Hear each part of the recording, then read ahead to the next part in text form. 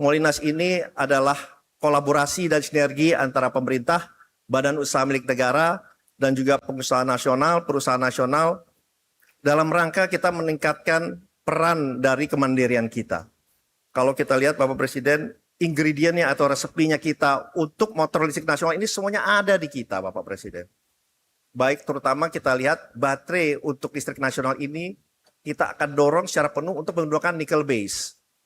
Karena nikel kita ketahui bersama 46% reserve nikel di dunia itu ada di Indonesia. Ada di Indonesia.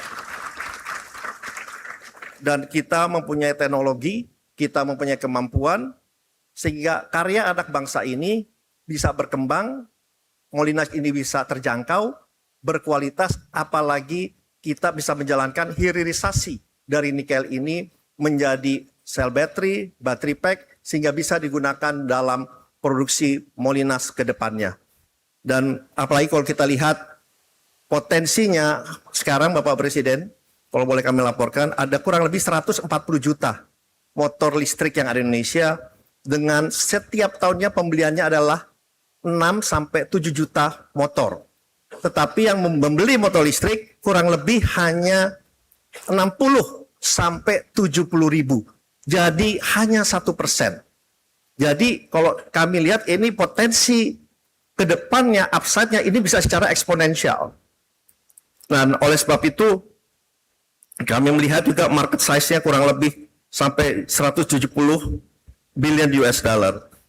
Oleh sebab itu, Bapak Presiden, kurang lebih ada 10 perusahaan nasional yang sudah memenuhi kriteria pembunuhan TKDN-nya oleh Kementerian Industri, dan kita akan bersama-sama di bawah arahan dan juga di bawah kerjasama nanti dengan LEN dan juga oleh Profesor Sigit, sehingga kita mempunyai standarisasi internasional dan bisa tidak hanya menjadi champion di Indonesia, tetapi juga champion di regional, bahkan harus menjadi champion di dunia, Bapak Presiden.